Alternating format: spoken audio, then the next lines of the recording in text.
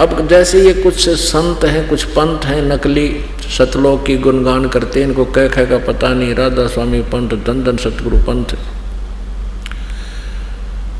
और ये हंसादेसर पंथ, ये सब भगवान को निराकार बताते हैं। और साथ में एक गपोड़ और पेल हैं कि हम तो सीधे त्रिकुटी में पहुंच जाते हैं, हमारे तो सीधा त्रिकुटी से प्रारंभ होता है हमारा तो भक्ति मार्ग, हमने नीचे का कोई लेना देना नहीं। इनकी अकल गांव जारी है, को पूछनिया ने। अब त्रिकुटी तो इंटरनेशनल एयरपोर्ट है, वहाँ जाने से पहले हमने इन सभी जितने भी इसके नीचे नीचे ये अधिकारी हैं, प्रभु हैं, स्वामी हैं, इनसे नो ड्यू सर्टिफिकेट लेना पड़ेगा, तब हम त्रिकुटी पर जा पाएंगे। इनसे एनओसी लेनी पड़ेगी। इनसे एनओसी कैसे मिलेगी कि जैसे आप जी को प्रथम मंत्र दिया जाता है, प्रथम मंत्र में फर्स्ट और लास्ट मंत्र को छोड़कर बीच के जो 5 मंत्र हैं वो इन्हीं कमलों से ऋण मुक्त होने के हैं। ये पूजा नहीं है, ये मजदूरी है आपकी। अब जैसे आपने बैंक से लोन ले रखा है तो आपकी मजदूरी करके उसका लोन दो, सहर्ष दो, उनसे प्यार से दो, तो आप ऋण मुक्त हो जाओगे। नहीं दोगे तो वो कर्जा आपके ऊपर खड़ा रहेगा। तो ऐसे तो उस बैंक के मैनेजर या किसी व्यक्ति से आपका कोई पर्सनल नाता नहीं, एक लेन देन वाला नाता है। तो ऐसे ही इन भगवानों स्वामियों का हमारा कोई विशेष नाता नहीं, लेकिन ये यहाँ के स्वामी हैं, हम यहाँ की प्रजा हैं और हमने इनके अंतर्गत रह करके अपने इस लोन को समाप्त कराना है, इनसे नो ड्यू सर्टिफिकेट लेना है, तब हम त्रिकुटी पर जा पाएंगे। और बाकी ये कहने की बातें हैं केवल मूर्ख बनाने की कि हम तो सीधे त्रिकुटी पर ध्यान लगाते हैं। ये ऋषि मर गए त्रिकुटी पर ध्यान ला ला का, आज तक किधर ठिकाना नहीं इनका।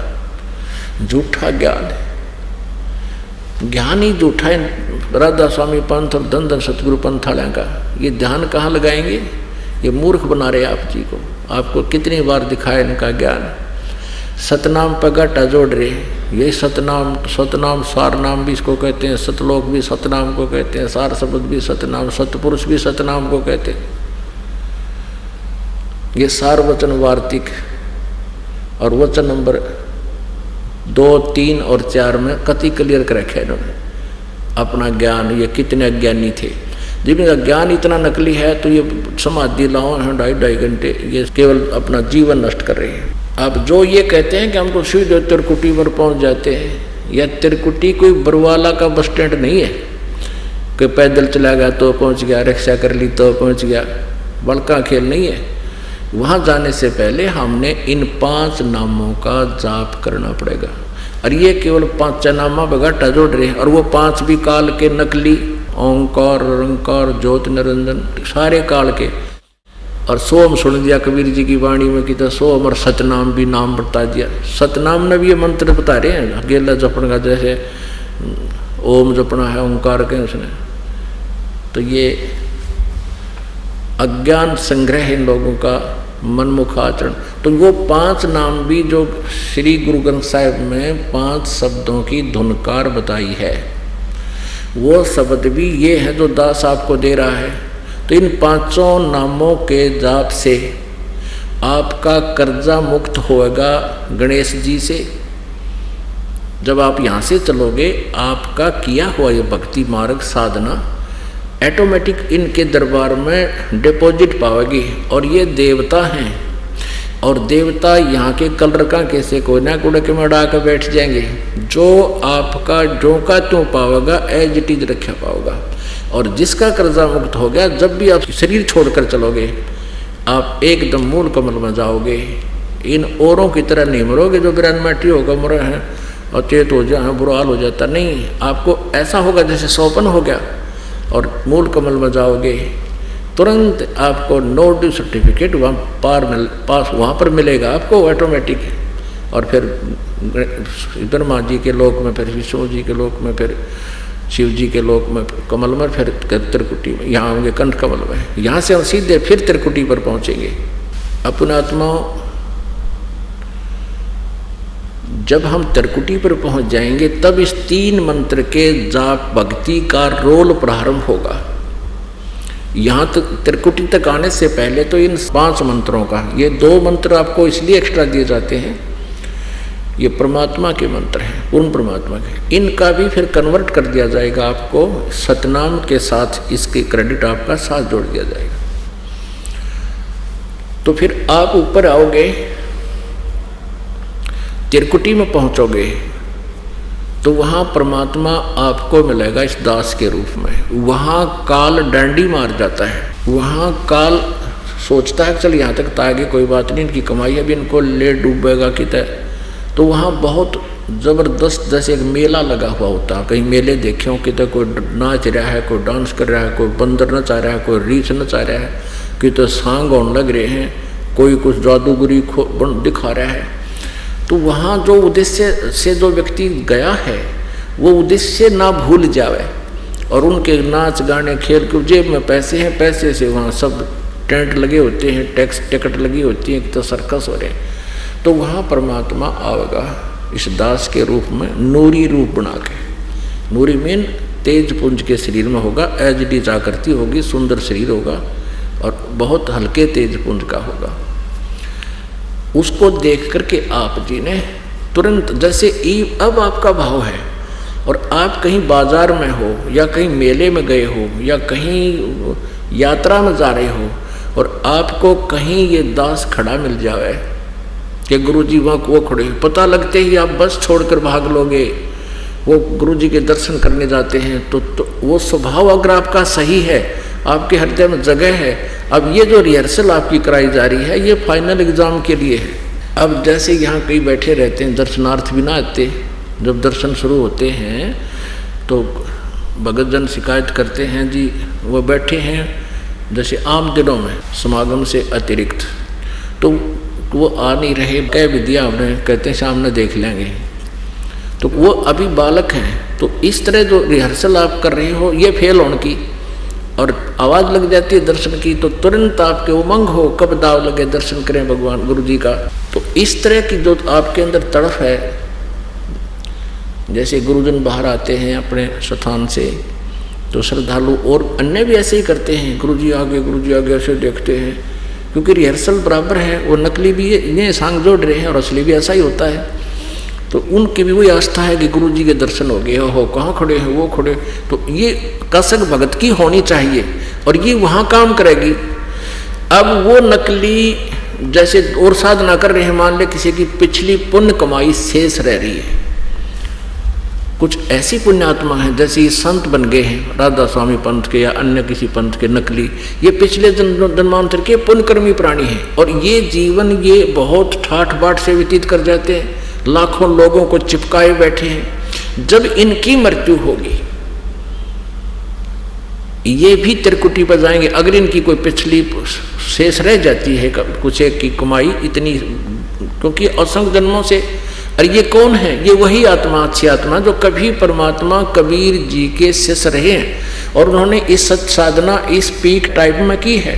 ये जो अब भक्ति युग चल रहा है, भक्ति काल चल रहा है, ये बिचली पीढ़ी में, और ये कुछ दिन साधना करके विमुख हो गए, काल के फंस गए। इब काल ने इनके, इस ब्रह्म ने इनके कर्म बिगड़वाने के लिए दोबारा मनुष्य जीवन कलयुग में दे दिया और ये पिछली भक्ति के कारण आज इतने इनमें प्रभाव है, लाखों लोग चिपके हुए हैं और अब पता लग रहा है कि इनके पास खख भी नहीं है, फिर भी वहाँ से हटने को दिल नहीं करता।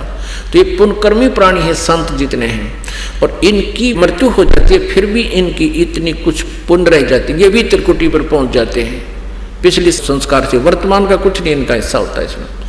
तो वहाँ काल भी आता है, एक तो उन्हीं के गुरु का रूप बना कर आएगा, वो तो उनको ले जाएगा, फिर चाहे नरक में डालने हो नरक में डाल देगा और कहीं डालने वहाँ डाल देगा। तो ऐसे,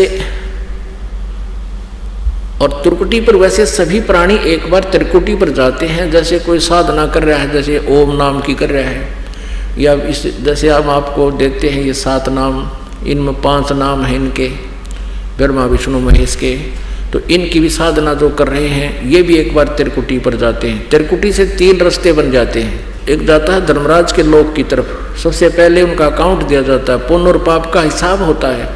पाप वाले को सीधा नरक में ठोक दिया जाता है और पुण्य वाले को आगे, जिसने जैसे विष्णु का उपासक है विष्णु लोक में भेज दिया जाता है, शिव जी का उपासक है शिव जी के लोक में भेज दिया जाता है, और ब्रह्म का उपासक ब्रह्म लोक में भेज दिया जाता है। तो वहाँ त्रिकुटी पर सभी एक बार जाते हैं मृत्यु के उपरांत, लेकिन जो सत साधना करने वाले हैं वहाँ पर काल आता है, इस दास के रूप बनाकर भी आ सकता है, और वो अन्य जो पुण्यकर्मी प्राणी हैं उनके लिए भी वो काल वहाँ आ जाता है, उन्हीं के गुरु का रूप बना करके।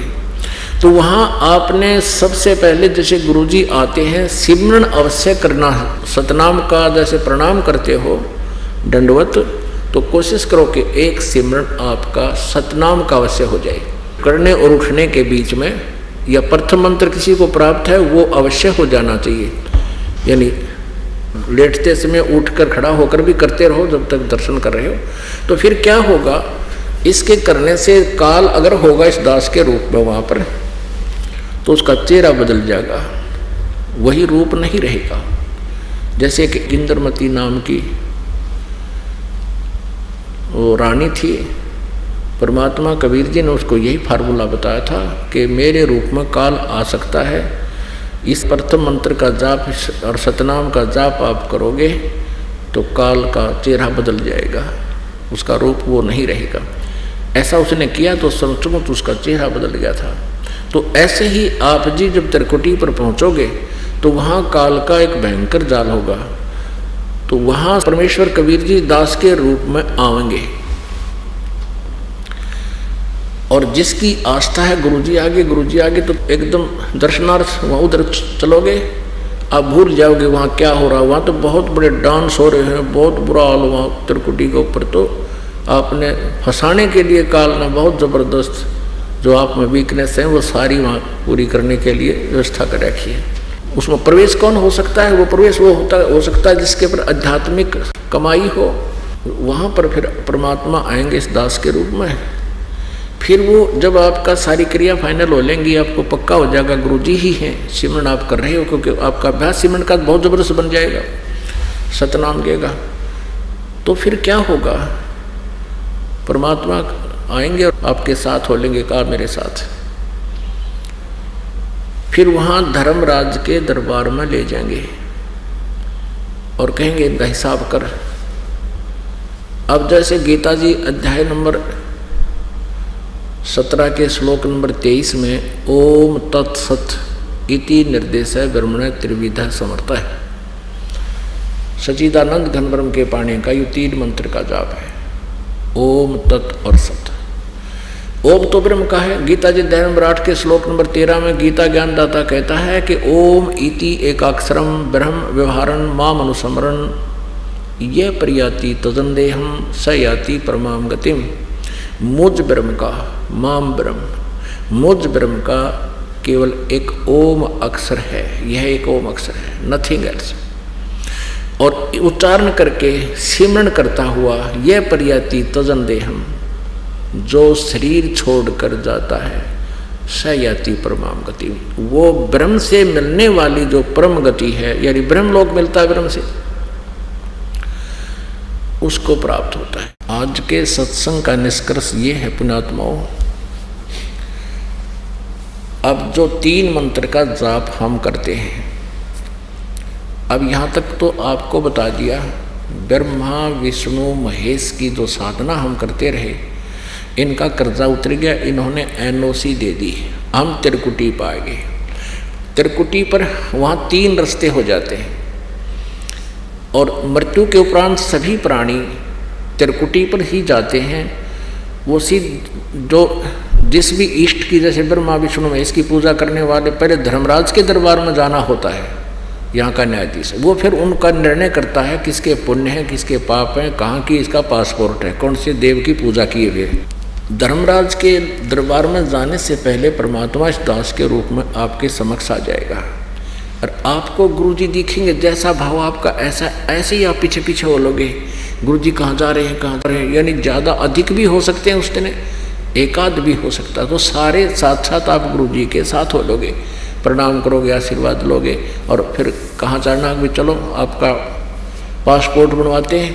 तो धर्मराज के दरबार में जाएंगे और वहाँ आपका ओम नाम के जाप की जो कमाई होगी, साधना है, वो इस धर्मराज को यानी काल को, ब्रह्म को दे देंगे, या इसकी पूजा है, इसको छोड़ देंगे। फिर ये हमें सभी पापों से मुक्त कर देगा। जो गधे कुत्ते बनाकर हमें तंग करता था, ये नहीं करेगा, क्योंकि इसकी सारा अकाउंट क्लियर हो जाएगा।